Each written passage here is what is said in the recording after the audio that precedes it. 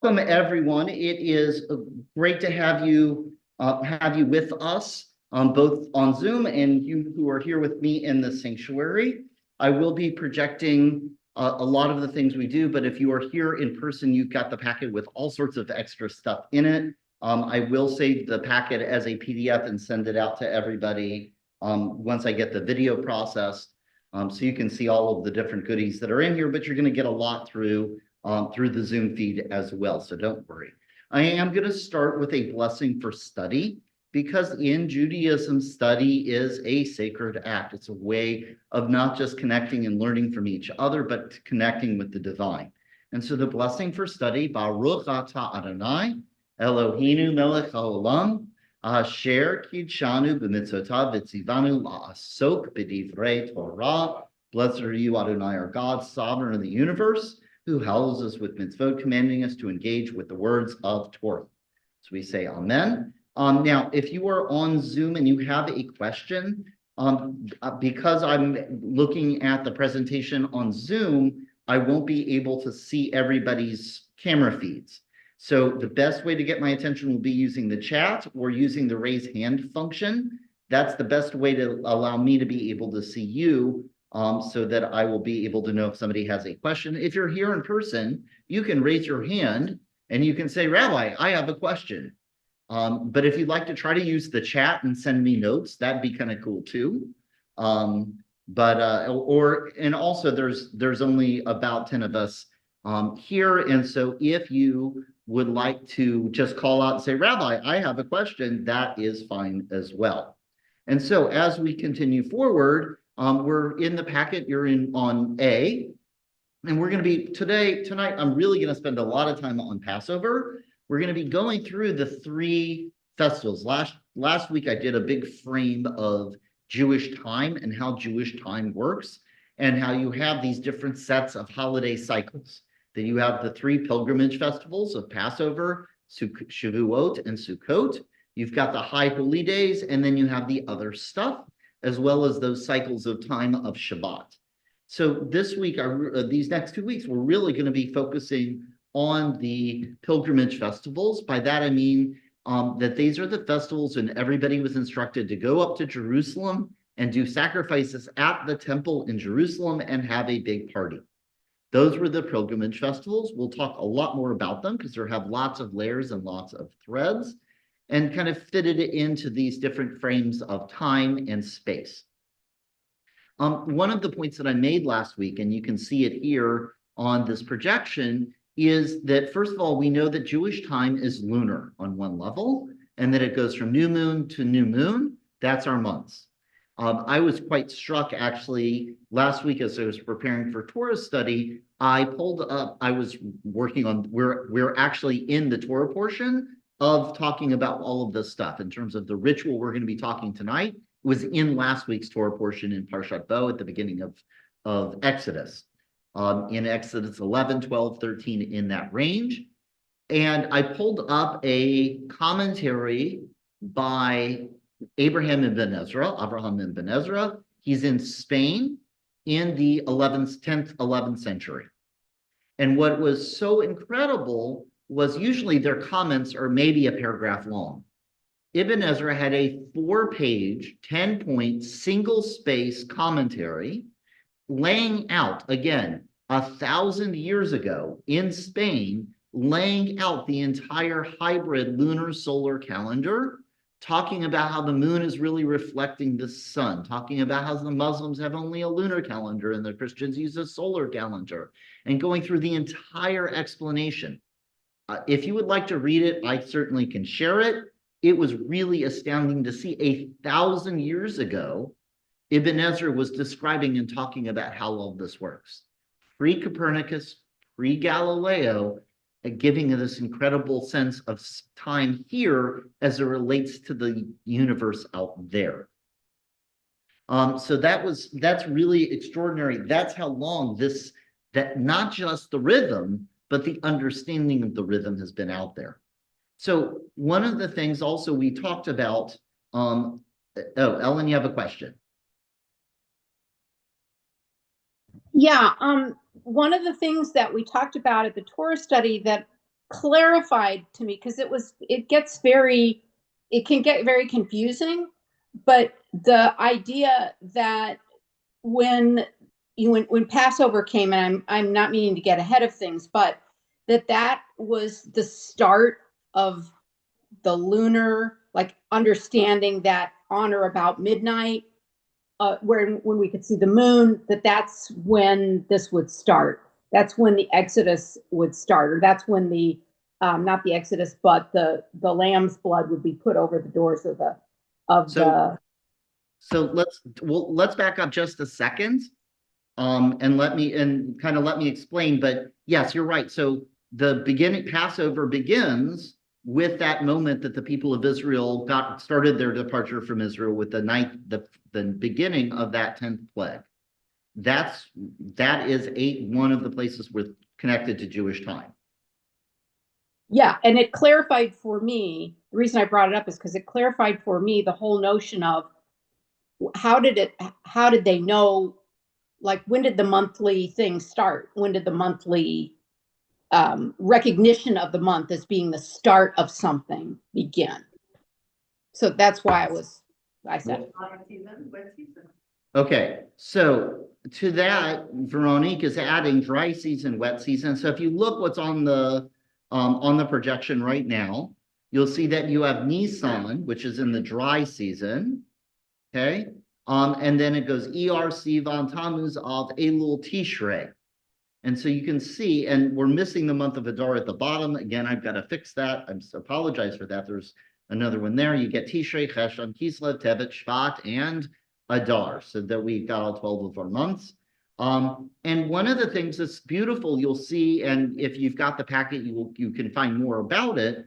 But Genesis, the start of creation, is pegged to the fall. That's when Rosh Hashanah is. The start of the people of Israel, the starting of our time, is in the spring.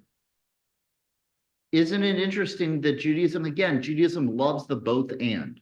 Why have one new year when you can have 4 new years? Why have one cycle when you can have different cycles and see the interplay between them? Okay?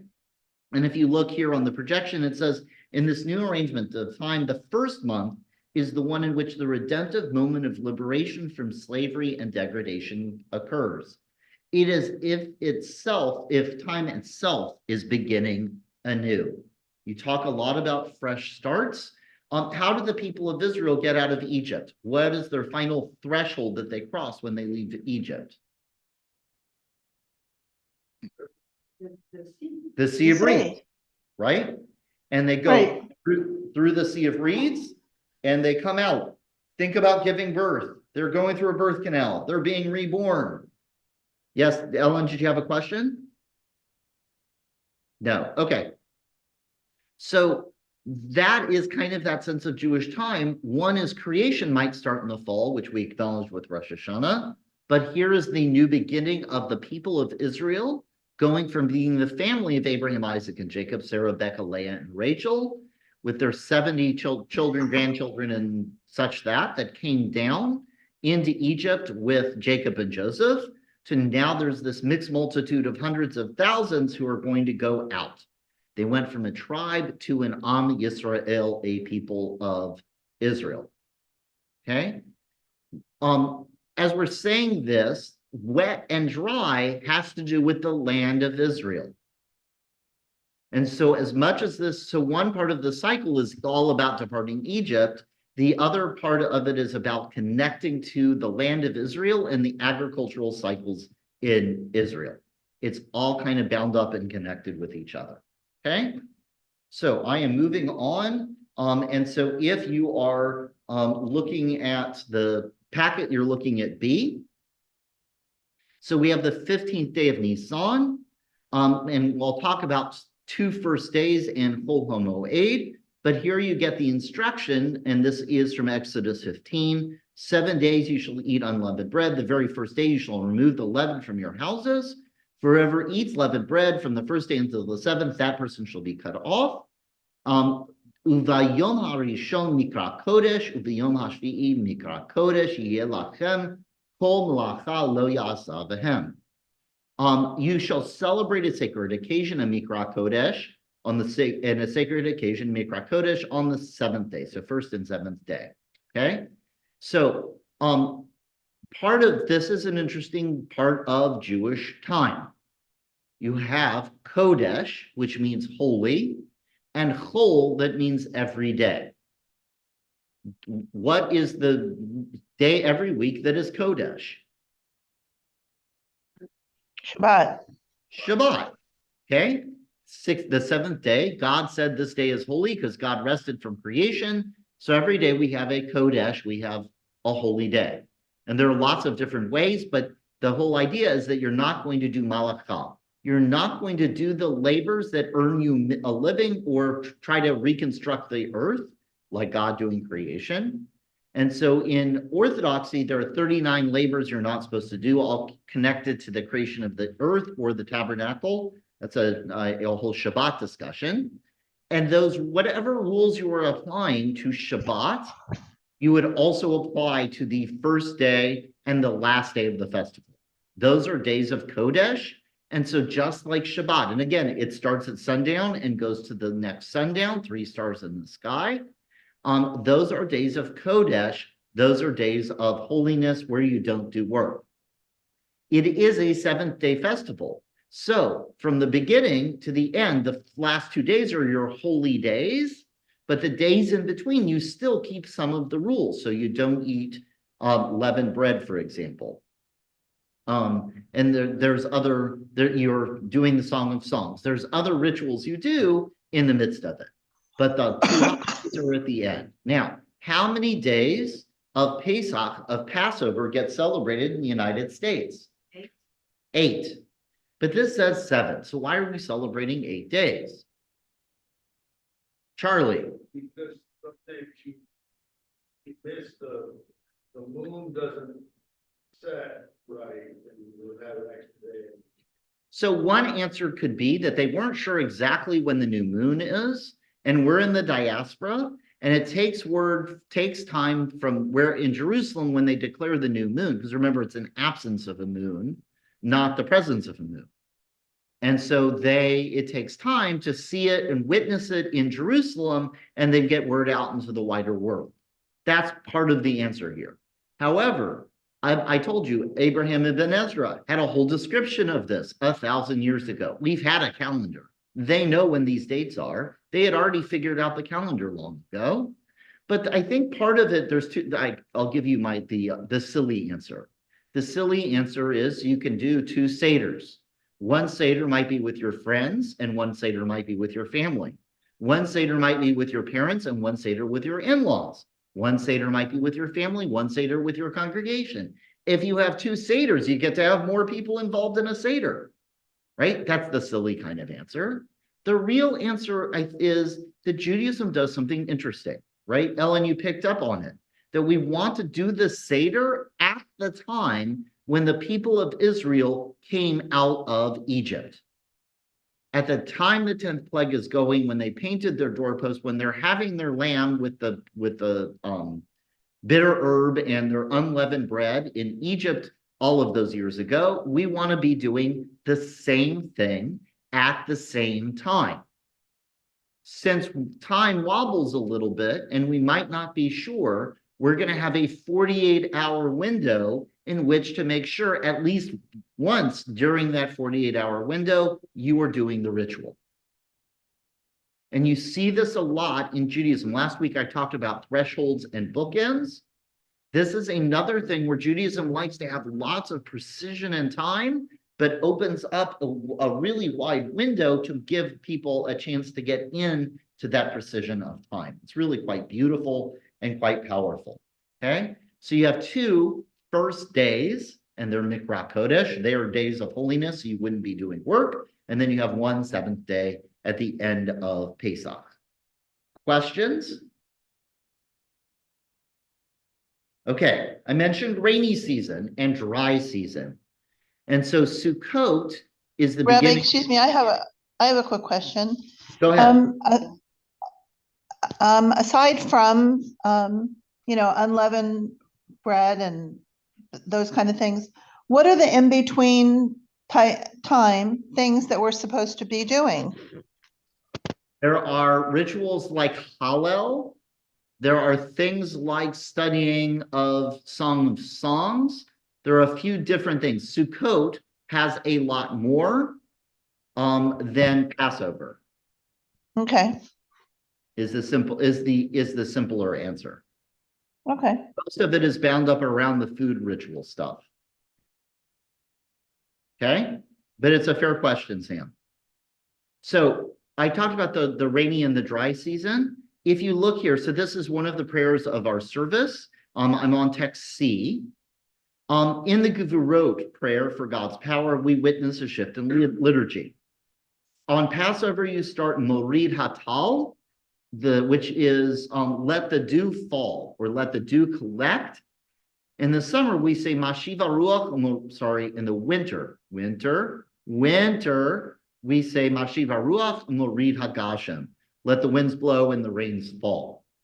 And so this is, we actually shift the liturgy to acknowledge at Sukkot and then Passover, to acknowledge the start of the rainy season and the start of the dry season. Again, this is one of those things that's really important to realize because it ties us wherever we live into these cycles of Israel.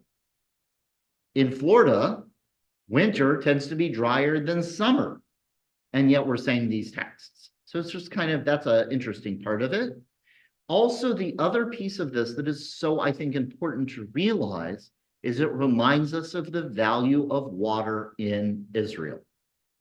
If they don't have rain, they don't have crops. If you don't have crops, you don't eat. And you still see it to this day. Rain is a huge issue.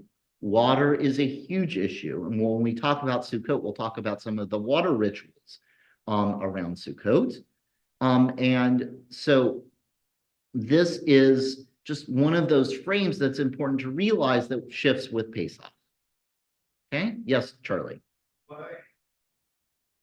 Why can't they just say both phrases and say, well, when we need it to be rain, we're asking for it, when we need it to be dry? Because there are actually two different awarenesses of water. One of them is God. During this season from Sukkot to Pesach, we need to have the right amount of rain in the right way in the right time. If you get tons and tons of rain on one day, it just runs off. But if they get light rains and heavy rains and rains, different times need different things. In the summer, you have to be very conscious of how dry it is and do everything you can to collect dew. You get to realize how to make dew, D-U-E, with just a little bit of D-E-W. Okay? I also want to point out something else. When they wandered in the wilderness, what did the dew turn into? It turned into manna. It turned into manna that they ate in the wilderness. Manna, it's the crumbly good stuff that they collected when they were walking in the wilderness. Like a wafer, a gold sweet wafer, like the color of bdellium. We don't know what it was. I suggest that it's brownies, but that's a personal opinion.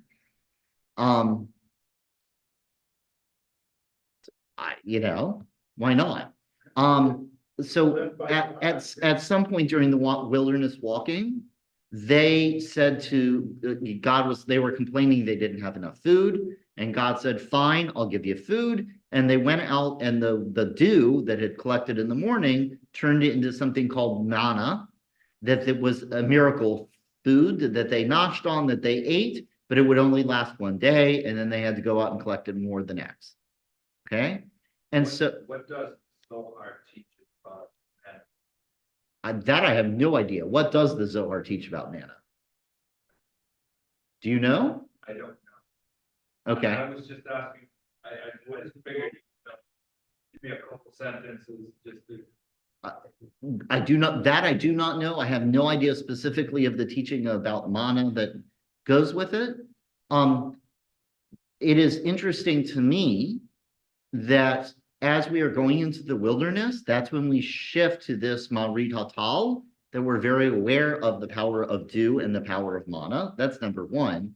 Number two, when we get to the stage of shifting back to Sukkot, we read the story of Joshua at the end of the 40 years going into the land. Manna stops at that point, and then they have to rely on their own ability to produce through agriculture. And what do we say? Mashiva ruach morida gashem, let the winds blow and the rains fall. And then we become dependent on our work and our labor. God gives us rain, but we have to then partner with God, as opposed to manna, where God is taking care of us. Right? So it's beautiful to see. Part of the year, God takes up, in some ways, God takes care of us by providing for the food of the land, and other times we have to do that labor to provide for ourselves.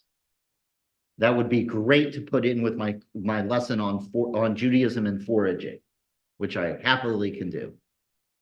Okay, there's some really good cocoa plum bushes right out here that in the right season, and I'll have to check. I know our loquat tree at home is getting ready to offer its fruit.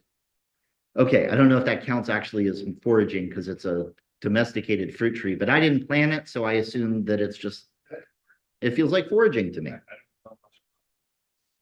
My wife does. Okay, well, I'm the Job of biblical gardening, so Ellen, you have a question.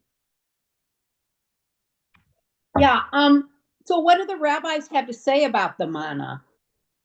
Is there any opinion about that? In what way? What do you mean? Well, what it was, or They have all kinds of different descriptions. Oh, it tasted like coriander, or it was the consistency of coriander. It was the consistency of coriander. It was gold like bdellium. Tasted like brownies. I don't think it says that part in Torah. No, It's supposed to be sweet like cream. There's all kinds of different descriptions. That's another class. okay.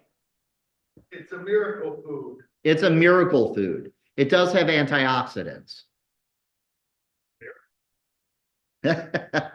Okay, another piece that happens during Passover, is the reading of the Song of Songs. Okay, so the Hebrew Bible has three parts. This is text D. There is Torah, which is the 5 books of Moses: Genesis, Exodus, Leviticus, Numbers, and Deuteronomy. It has the books of the prophets. That's like Isaiah and Ezekiel and Jeremiah and Micah and Habakkuk and Amos and all of those wonderful dudes. And then it has a third section called writings. Okay? Writings is Psalms and Proverbs and Chronicles and Daniel and these 5 Megillot. So of the 5 Megillot, the 5 scrolls, Esther is read on Purim. Lamentations, which tells of the destruction of the first temple, is read on Tisha B'Av during the summer that acknowledges the destruction. Ruth is read on Shavuot, and Ecclesiastes is read for Sukkot.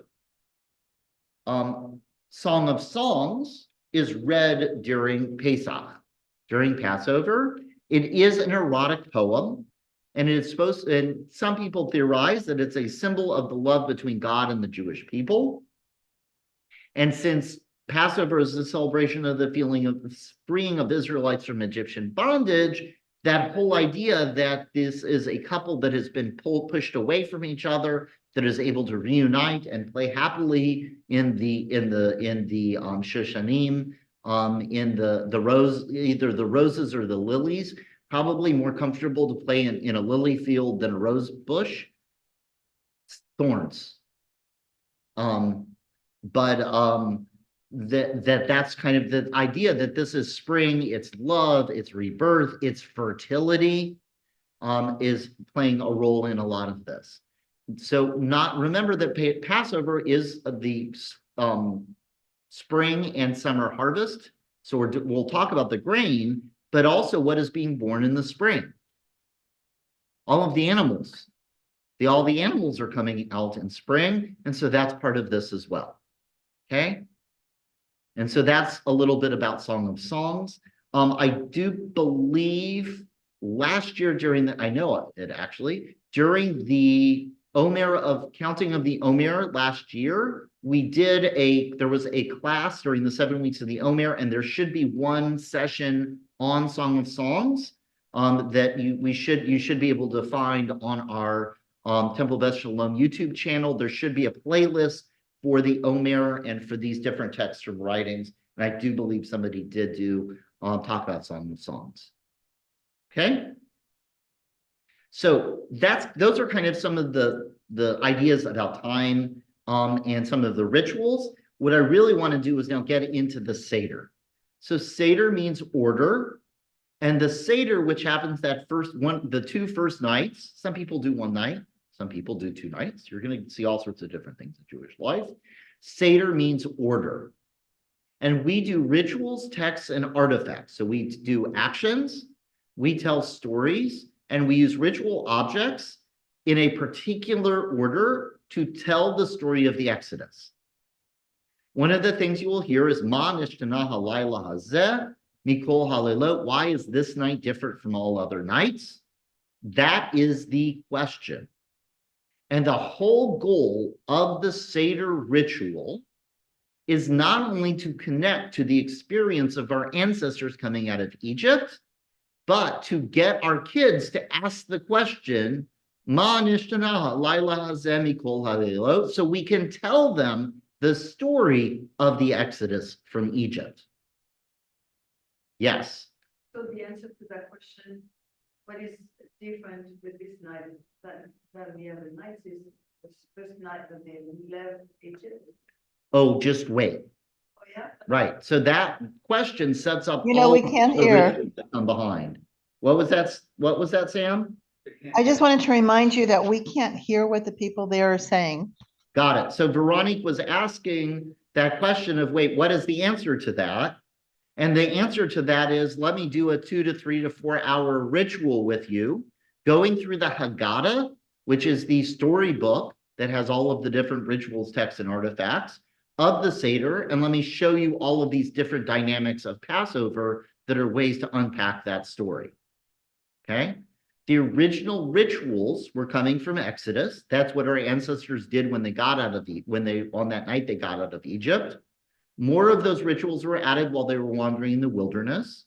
More of those rituals were added when they built the tabernacle that was moving with them while they wandered in the wilderness. More of those rituals were added when they had the first temple and then the second temple. And then finally, what we do as a Seder was really crystallized after the destruction of the second temple.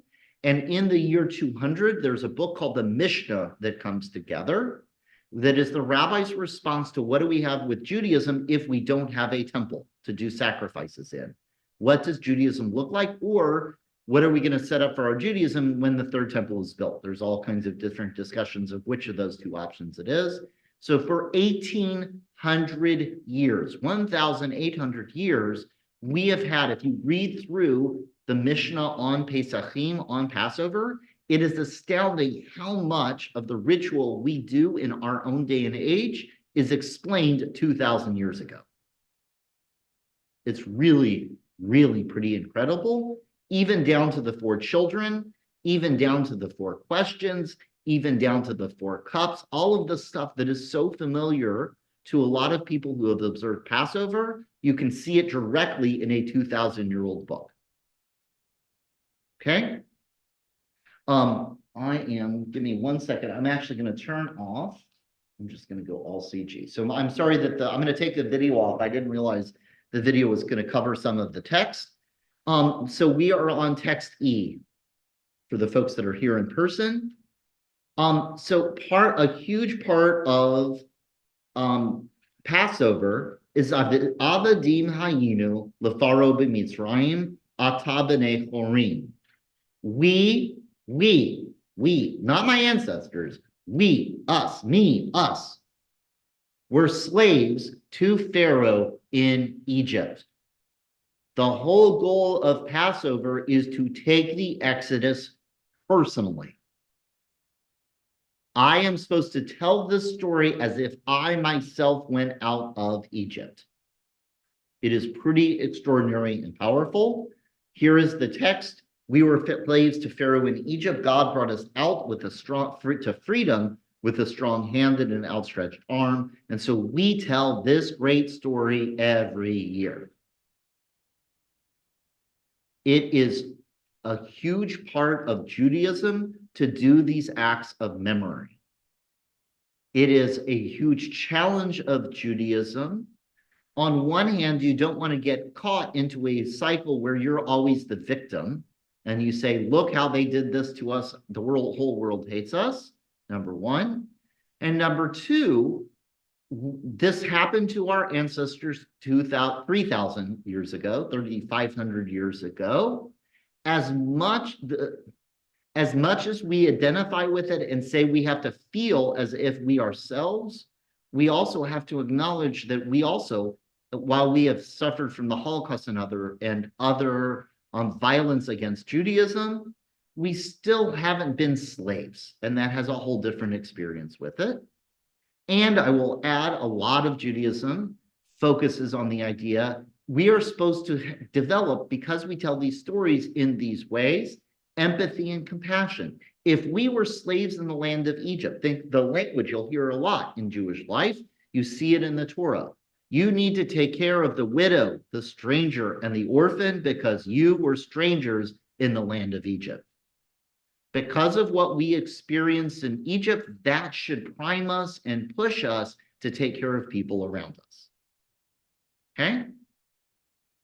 Here you can see kind of the setup of the text. My father was a wandering Aramean. With just a few people, he went down to Mitzrayim, to Egypt, and he sojourned there. And there he became a great nation, mighty and numerous. The Egyptians dealt harshly with us and oppressed us, and they imposed hard labor upon us. We cried out to Adonai, the God of our ancestors. Adonai heard our plea, saw our affliction, our misery and oppression. And then Adonai took us out of Mitzrayim with a mighty hand and an outstretched arm, with awesome power, with signs and wonders. Now, the other thing I will say, the word Mitzrayim comes from the same root as Suris. Suris means pinched. Egypt was the stuck and narrow place. We got stuck in Egypt. It was pinching us. And in fact, as we were talking about on Saturday morning in Torah study, as if Egypt was pinching the spirituality, connection, and life right out of us. How did we get out of Egypt? The seas parted. God parted the sea, and you all can't see me on Zoom. I'm pinching really a whole lot. We went free, we were released. And so one of the things you will see in a lot of Jewish spirituality is when we find ourselves in Mitzrayim, we put ourselves or get stuck physically or spiritually or psychologically or emotionally, and that we have to have these experiences of Exodus to get ourselves moving once again. One last point with this text before I move on. This text, it gets used again at Shavuot. This is actually the text that gets used when you were supposed to bring your first fruits during Shavuot up to the temple. And I'll talk more about that next week. Okay? I thought I had this sorted out. So you're going to hear a lot in the Passover Seder. It's organized around 4. Why 4? Because it's just easy to remember things in groups of 4. If everything's a 4, you remember everything's a 4.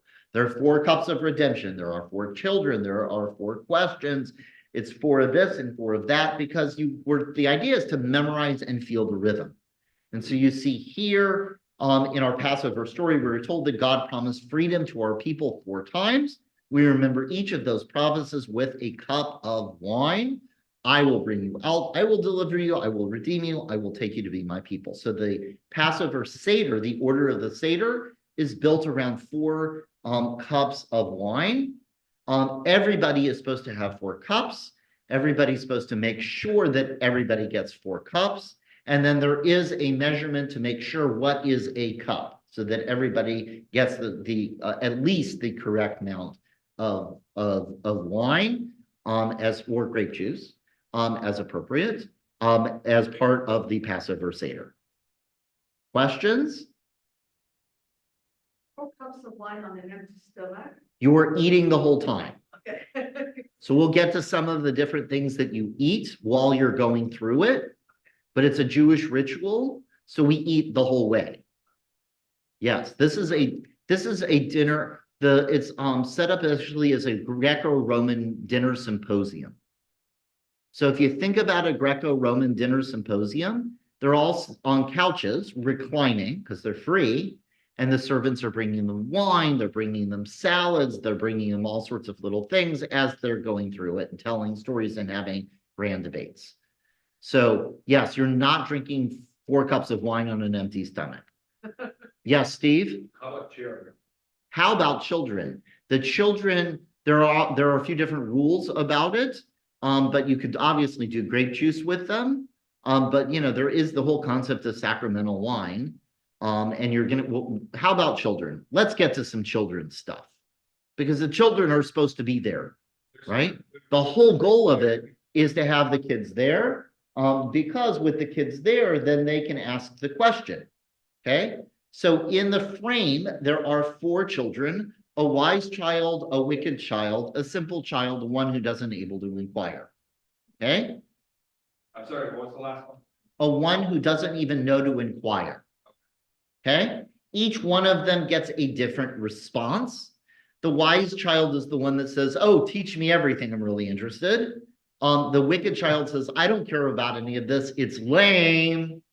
The simple one just shows up and goes through the motions, and then the one who's unable to inquire might be in their own world. There's a ton of commentary and imagery and of what it means to have a wise, a wicked, a simple, and one who's unable to inquire. The goal, the rabbis say, is you're supposed to get to know your kids, to know who they are, and teach them at the level they are. That's number 1. And number 2, at different times, sometimes I'm the wise, sometimes I'm the wicked, sometimes I'm the simple, sometimes I'm the one unable to inquire. To realize that each of those 4 is within me. So that's part of the frame that you get with those 4 children. However, if you look, and this is text G, in Exodus, verse 24, you shall observe this as an institution for all time, for you and your descendants. When you enter the land that the Lord will give you as he promised, you shall observe this rite. Don't stop in the wilderness, keep doing it. And here's the question. And when your children ask you, what do you mean by this rite? You shall say it is the Passover sacrifice to the Lord, because he passed over the house of the Israelites in Egypt when he smote the Egyptians, but saved our houses. This was said to the people of Israel in Egypt before the 10th plague. There was always built into Judaism, part of Judaism is to teach your children. And through these experiences and through these memories, teaching them the values of how they can be better human beings and make the world a better place. This is hardwired into Judaism from back in Exodus before they left Egypt. So here you get a little bit more. The origin of the familiar Seder custom of having children present to ask the 4 questions. There are 3 references in the Parsha to telling the story to our children, and another in Deuteronomy gave rise to the Haggadic passage with 4 children. You shall explain to your children emphasizes the parent's role in informing their children, even if they do not ask, gearing our information to the child's capacity to understand. Okay? Now, I said you're supposed to teach your children, right? You're supposed to do things that are so odd and strange and different than you would normally do that they say, why are you doing this? Aha! Do I have a story to tell you? The rabbis are incredible educators. They know kids, and they know, honestly, they know adults too. One of the things you do during your Seder is you break one of the pieces of matzah. It becomes something called the afikomen, which is a lovely Greek word for dessert. You hide the afikomen. It's a magic trick. Okay? Watch the bouncing ball. Can you find the bouncing ball? Do you see the bouncing ball?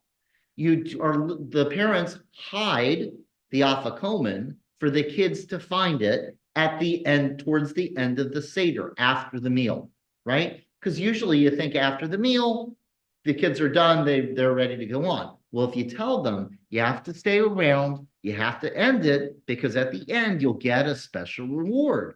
That's the avakon. Here's the other thing. If I'm the parent and I know I have to include my children, I'm putting in extra effort to hide it because I want it to be good. You want to have a sweet reward for them. It's really kind of incredible to see those interactions between the generations that get created by all of these different pieces of ritual. Okay? I'm a big fan of avakon.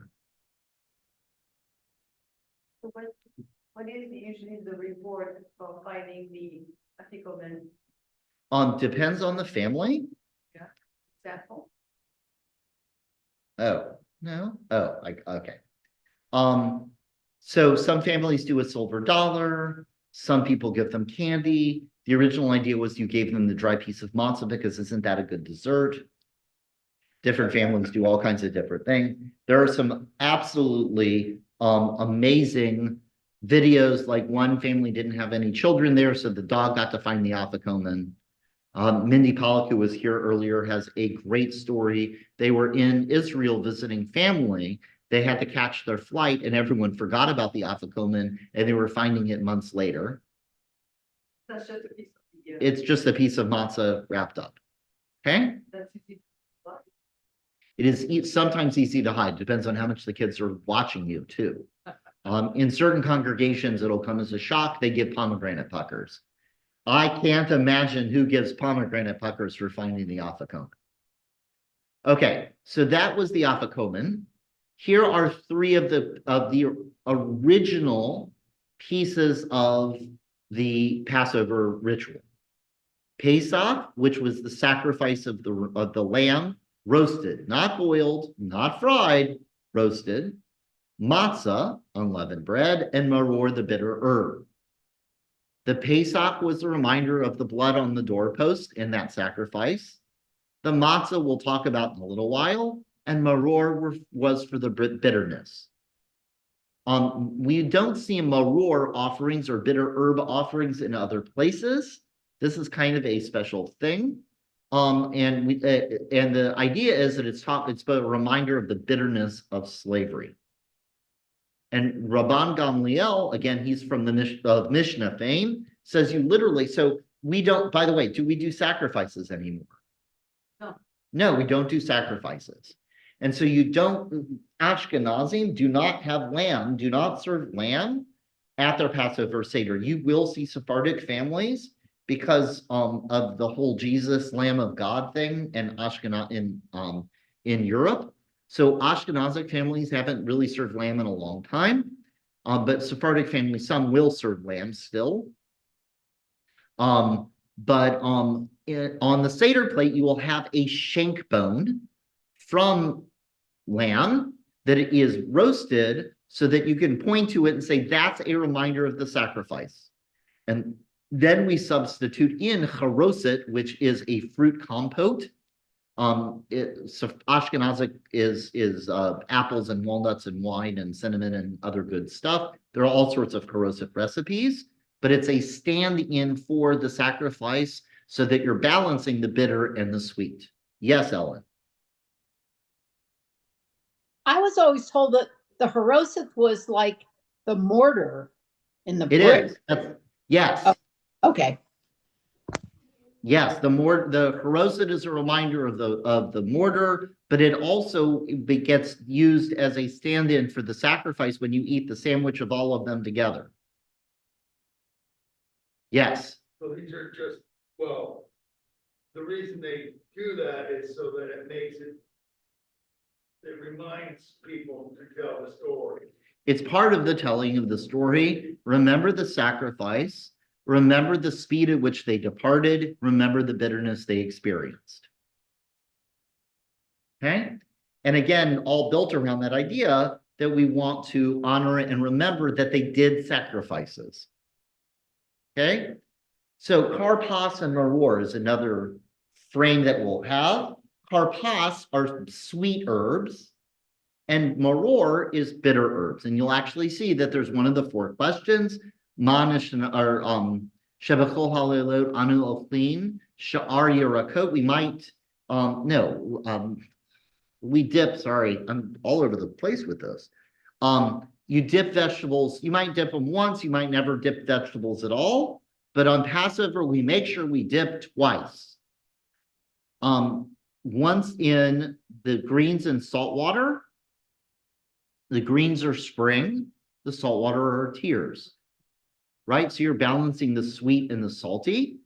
And then once where you get the bitter herbs, which are bitter, obviously, and dipped in the corrosive in the sweet and all of that bouncing. Why do we dip twice? Specifically on this night, because I need to tell you a story about the Exodus from Egypt. Carol said, Carol said. What was that? So Carpas. It's a mix of sweet and. Carpas or sweet is the sweet, maror is the bitter. The last word, Carol said. Oh, corrosive. That is that's the fruit compote. That sounds good. It does. It is good. Okay. And carpas is also a reminder, what season is this? Spring. And so these are your first green herbs that are starting to come up. Now, I will argue that maror, that horseradish is not great maror. Is horseradish that we eat, is it an herb? We eat a root. It's the root we eat. Is it bitter? It's more spicy than bitter. Right. But in Eastern Europe, and a great, I think I mentioned this last week, when I was a student rabbi, one of my student pulpits was in Billings, Montana. Do you know what the weather was on April 1st in Billings, Montana? Gold. There was a foot of snow on the ground. I'm sure it was the same way in Belarus or Minsk or Pinsk or wherever. It was still cold. All they had was horseradish root to be for their maror, and so that's why that we have it in this day and age. Some of these things adjust, adapt, grow over time. And so we are looking back through 4,000 years of history at some of these different rituals. Okay, questions? And ironically, by the way, horseradish greens are kind of sweet. You can grow them. Okay. You have in the packet, it must be K. You have a whole listing of different things that you could add to the Seder plate. Okay. This is something that's pretty recent in the last 5 to 10 years. Okay. Some of this is actually around for a long time. So if look up onto the screen, I'll point out some of these different things. Okay. I hit the wrong button. So up on the screen, you'll have Zeroa, you'll have the shank. Can't hit the right button. Zeroa is the shank bone. Shank bone. Yes, it's a bone to remember the sacrifices. Okay. You've got some haroset. You've got the karpas. Now, there's also an egg. Okay. Why do we have an egg on the Seder plate? Fertility. Symbol of fertility. I've got fertility. Okay. Anyone hear anything else? Now, one of the other theories is you were supposed to have an extra protein source. And so some theorize that it's a reminder of one of the other sacrifices that was done. Here's the kicker. The egg is not mentioned in the Haggadah. It's a mystery symbol on the Seder plate. And Veronique is looking at me like, what do you mean? Why is it there? So you can say, wait, why is there an egg on the Seder plate? And I can say, let me tell you a story. I really think the rabbis had way too much fun putting this together. There are all kinds of different teases and jokes and ways for them to create more discussion and storytelling and consideration. What does the Exodus mean to us? Okay. Now on this, you will also see in the lower right-hand corner, you can see fair trade chocolate and fair trade coffee, because there is a teaching that you might have about fair trade in terms of workers' rights.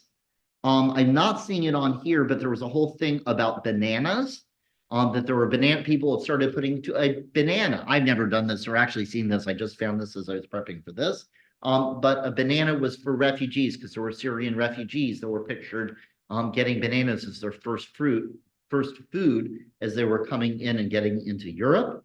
The artichokes were about immigration. If I remember, there's a whole listing there. Cashews were included on a Seder plate in order to honor the veteran or unhonored soldiers, because there was one of the communities that was during the Iraq War was sending stuff to their troops. And one of the things they were sending was they were asked to send was cashews because the cashews have a lot of moisture in them. And so they were a good source of protein and moisture. And so that you will also see an orange. The orange is one of the older ones of these new additions that have shown up. That's going back 20 or 30 years.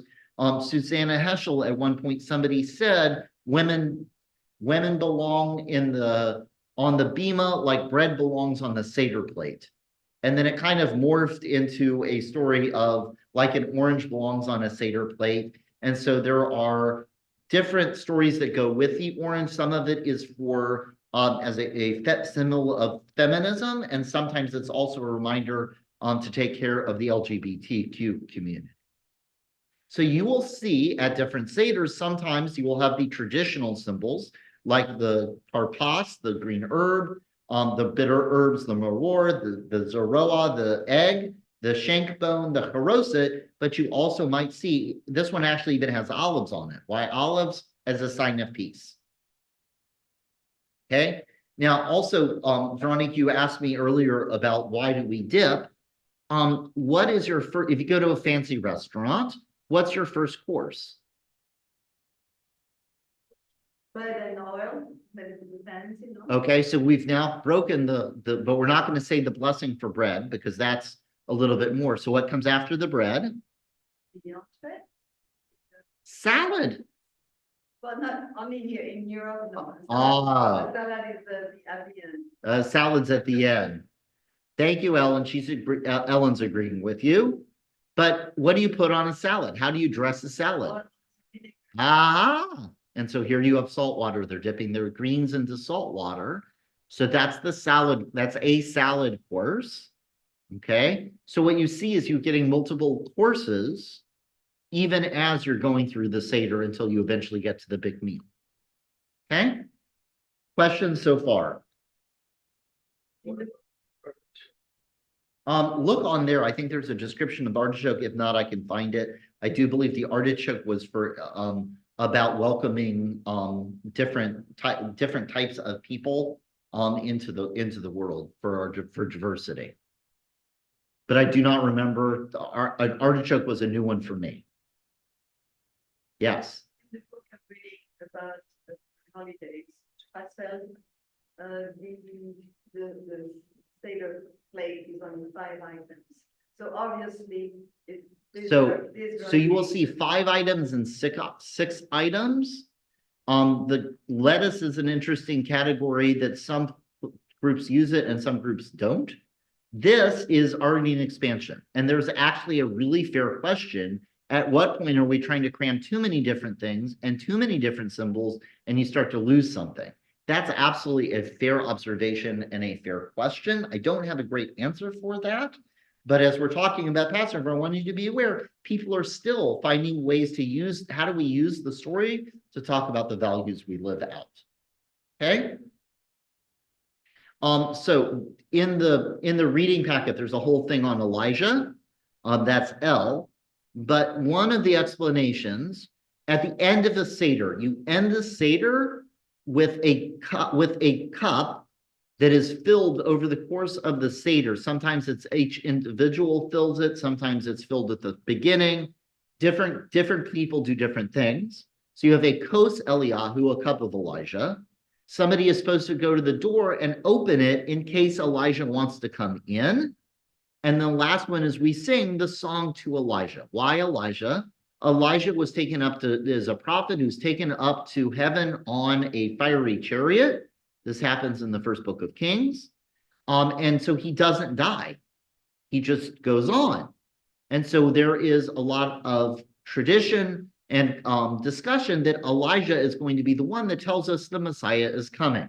If we're celebrating Passover, if we're celebrating the redemption of the people of Israel from Egyptian slavery, we want to hope for the redemption of everybody. What is the redemption of everybody? The coming of the Messiah. And so Elijah is the star because, oh, if I open my door and offer a cup and he shows up, then I know that everything has come to fruition. Okay? That's one of the ways why Elijah, a cup for Elijah is there as part of our Seder. Okay? Now, I also want to point out, I am using the word redemption, not salvation. What is the difference between redemption and salvation? Salvation means rescue. Redemption means bringing forth of inherent value of. The people of Israel had inherent value. They were stuck in Egypt. God brings them out to freedom so they can live up to their fullest value and potential, which is different than being rescued. Okay? Just a thought to consider. Here's one of the other things that's kind of interesting about Judaism. I explain the whole 7-day, 8-day, 2 first days kind of thing. There are some that would argue that there are 5 times where God talks about redemption, right? But we're told that there are 4 cups because there are 4 statements of redemption. But if there are 5 statements of redemption, how many cups should you have? 5. So are there 4 cups or 5 cups? How many cups of wine are we supposed to have? Aha! So yes, we have 4 cups, but then we have a cup of Elijah, because then we can count our 5th cup, the one we're not sure if we're supposed to have or not, and we have a cup of Elijah to cover all of our bases. So you have 4 cups plus the bonus Elijah cup, so maybe if it's 5 cups, it's going to be okay and it'll work out. But if it's only 4 cups because we're misreading it, it's okay because we really only have 4 cups. Ta-da! Pretty cool, huh? So Elijah is sort of a ghost. No, he's not a ghost because he never died. Well, ghosts don't die. No, but a ghost is somebody who's died and part of their spirit lives on. Right. He just went up to heaven in a fiery chariot.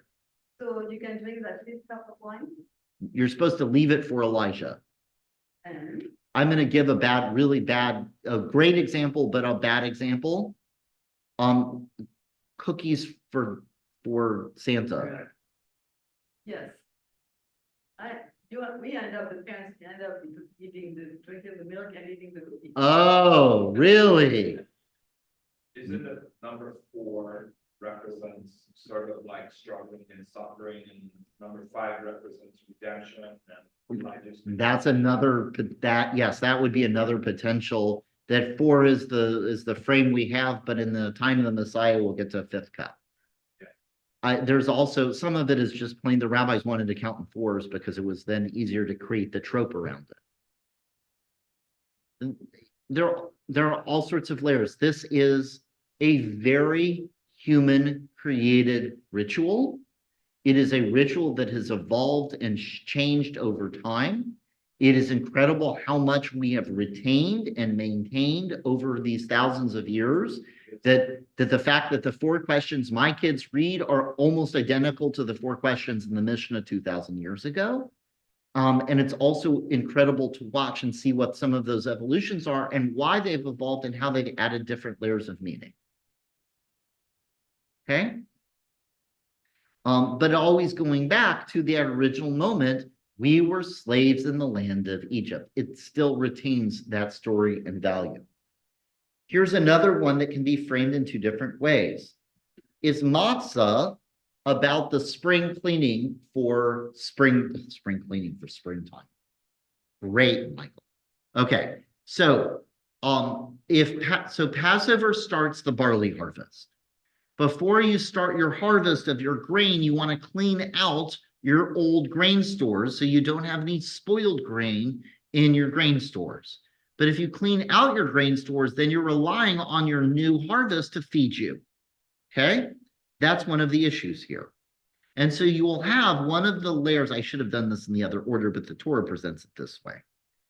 one of the things that you do is in order to get ready for Passover, you get rid of all of your grain stores and all of your stores of products that could have been leavened.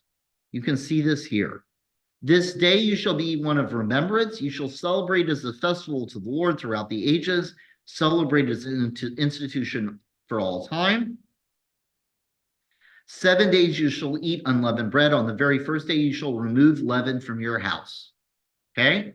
You both only eat unleavened bread and you remove seor, leavening, from your house. That was sourdough starter, the sourdough culture that I use to feed my bread so my bread rises. That's what we're talking about. They didn't have yeast packets in Egypt. Okay? Yes. Why unleavened? Exactly. So there's a ton of discussion about it. One of the things you will find is that it is said that the leavening is chametz, and chametz is compared to the evil inclination. And so you are clearing the evil inclination away from yourself, so you have a fresh start. And so you're keeping it really simple by eating it leavened. Unleavened. Okay, that's one of the things you will see. Okay, that the idea is the unleavened is simpler, and that's a reminder of your good inclination, as opposed to the leaven, which is could be it's all bubbly and gooey and full of life and potential stuff. Okay, that's one. Like, I read an article, like the article about this, and some are practicing it, and supposed to be able to, they clean everything out of the house that contains. Right. Yes. They go after the car, and that's pretty good. It's really incredible. There are lots of people that will go to great lengths, and there's all kinds of rules. And again, you can read in Strassfeld, there's an idea that you're supposed to clean all of your houses and your surfaces. If there is stuff, again, and there's beautiful commentary on this. Did Phyllis have a question, Ellen? Oh, I can't see her. So Phyllis, go ahead and ask your question.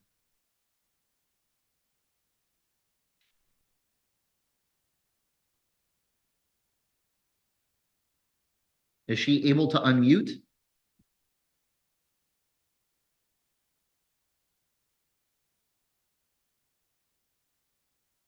Okay, here we go. Okay, Rabbi, thank you. Could you please define redemption again? So what does it mean to redeem? Like if you redeem a gift card, right? Somebody has purchased the gift card. They have put inherent value in it. When you redeem it, you release that value. Okay. Okay. So it's all about potential and inherent value being released. Judaism, we do use the language of salvation. We tend to use the language of redemption more. The potential was already stored inherent in Israel. It was released when they got out of Egypt. Again, that language of being pinched or stuck in Egypt and then being released by the Sea of Reeds. Okay? So if I just saw it in Eitz Chaim over the but I mean, so if when you are cleaning your house, if you are what you are if you are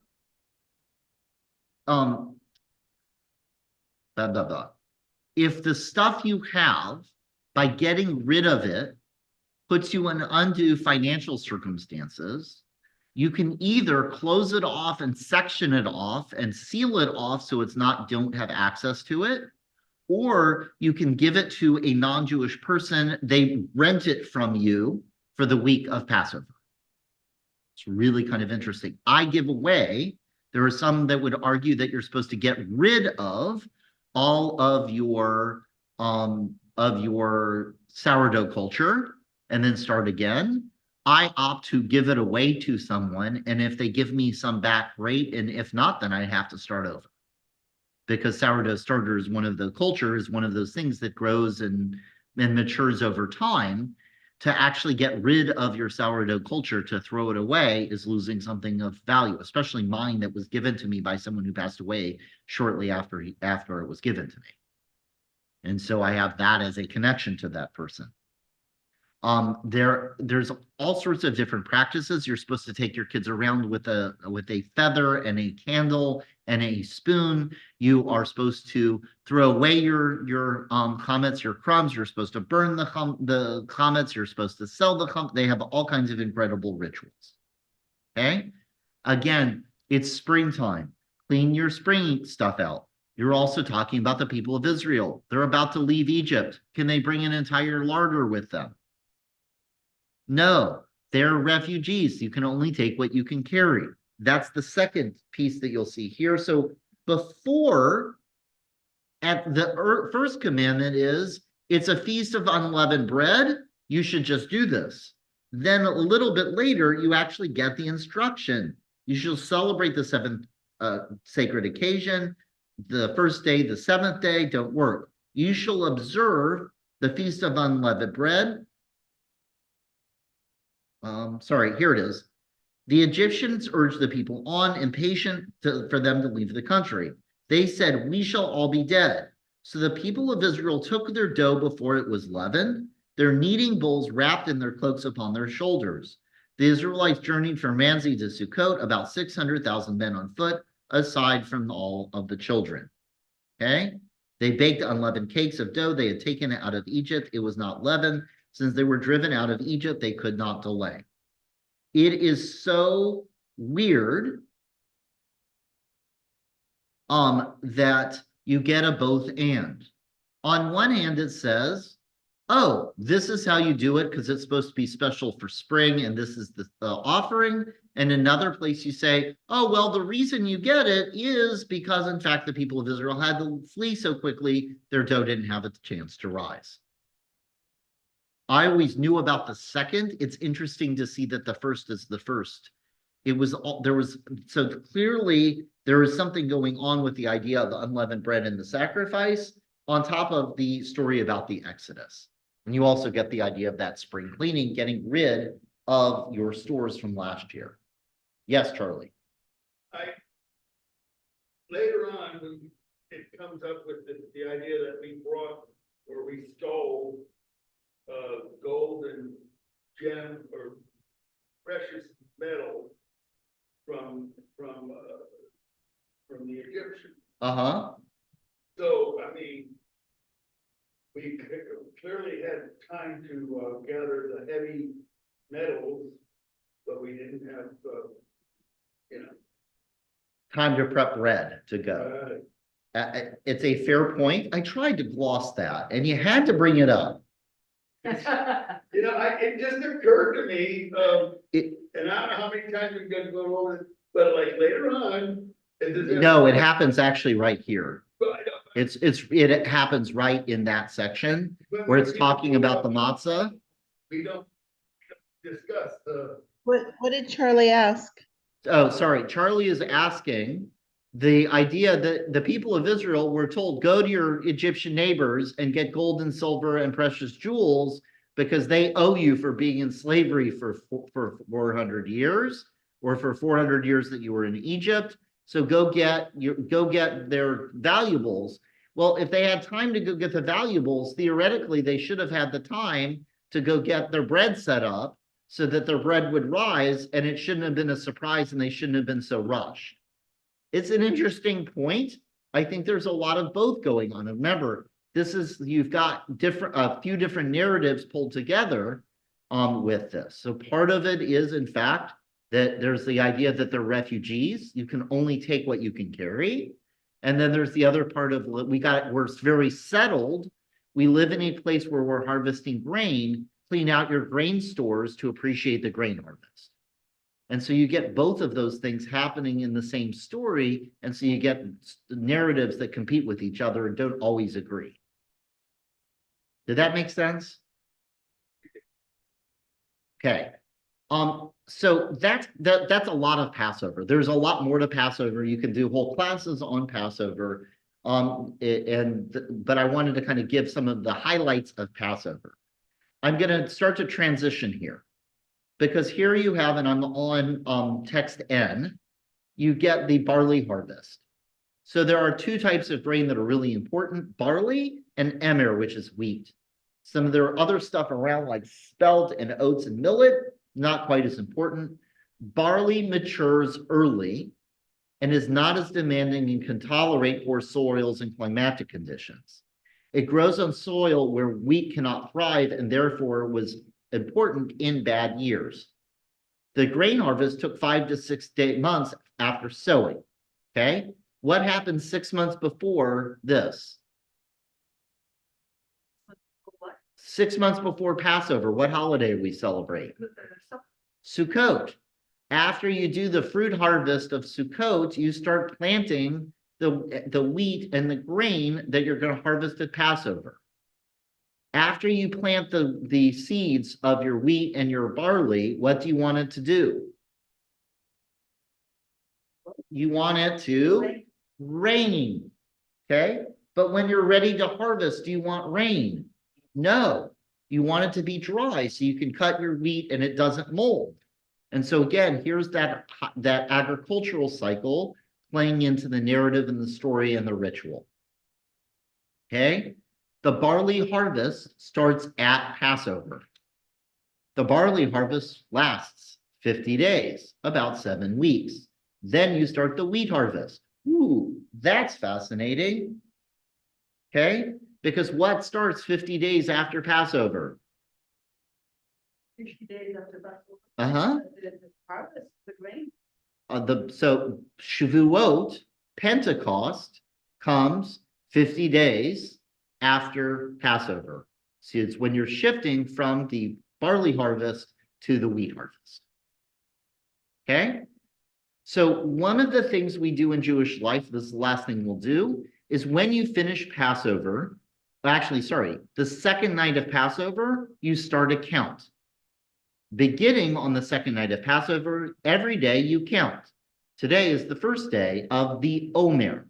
And Omer is a bundle of grain.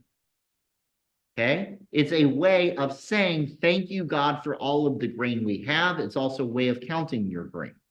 Okay? From the day in which you bring the sheaf of the wave offering, the day after the Shabbat, the holy day, the first day of Passover, you should count for 7 weeks. They must be complete. Okay? Here is an Omer calendar that I have. You actually have this in the packet. And so I can hide the camera for a second. And you literally say, I am now prepared to fulfill the positive mitzvah of the counting of the Omer as written in the Torah. It's your back page. It's your very back page. I snuck it in. The day after the day of rest, you should count 50 weeks. They must be complete until the day after the 7th week. Here is the blessing, which says, thank you, God. I'm counting the Omer. And then you say, today is the X day of the Omer. Today is the 5th day of the Omer, or today is the 19th day of the Omer, which would be 3 weeks and, 2 weeks and 2 days. Wow, I can't count. 14 days in a week. So if it's the 19th day, that would be 2 weeks and 5 days in the Omer. Okay? And so you literally count, and below you see some other ways of observing it. The Omer is literally just a count of the 50 days, but you're also supposed to be on a spiritual journey. The people of Israel walked from the land of Egypt, and 50 days later arrived at Mount Sinai for the giving of Torah. So during the 50 days of the Omer, you are supposed to physically and spiritually and emotionally get yourself ready so that you can be ready for the observance of Shavuot, which marks the giving of Torah at Mount Sinai. Okay? There are a number of different spiritual practices. There's, Ellen, I see you have a hand up. Give me just a second. There are a lot of different spiritual practices. There's a whole set of Musar practices that go with the counting of the Omer. There's a whole mystical, Kabbalistic counting of the Omer. There are all sorts of systems of counting the Omer. It's really pretty extraordinary. Yes, Ellen? I understand the spiritual aspect of counting the Omer. But what I don't understand is, okay, they had the wheat or the barley and they brought it. I don't understand it. When you're harvesting grain, you cut it down and then you put it in stacks so it can dry. Right. And so this was using those stacks as a way of counting their bounty and counting time. But weren't they crossing? No, this is something that came about once they were settled in the land. Okay. And did they bring it to someone? Where did they bring? At the end of it, they would have brought up the amount they were going to tithe for Shavuot when they came up to the temple in Jerusalem. The people of Israel, as they went from Egypt to Sinai, were not counting the Omer. This is a later construct that comes along that we do. I mean, it gets mentioned in the Torah that you count 50 days, but when it counts the 50 days, it doesn't necessarily say you're doing this with grain. That's a later addition that happens once they're settled into the land. Does that help? Again, some of this is Egypt. Some of this is wilderness. Some of this is land of Israel. Some of this is diaspora. There are 4,000 years of tradition gets layered upon each other that ends up evolving into what we do. And any good Jewish symbol has multiple explanations. Okay? Questions? I am a huge fan of the counting the Omer because I think it's one of the things that we really struggle with as humans. We kind of let time go. And by having part of the year where you have to stop and count each day and acknowledge it is a powerful thing. And so that's where we're going to stop. But my hope is that you will count and think about each day over the course of this week, and kind of be aware of the motion of time until we return next week on Tuesday at 7 in person or on Zoom. And we will go from the end of the Omer, which will be Shavuot, and we'll then go through the whole year, 6 months, and we'll then talk about Sukkot and Simchat Torah. Okay? I will, like I did last week, set up the recording and send that out to everybody. I will include a PDF of the handout packet. And if you have questions, please feel free to reach out to me. I'm gonna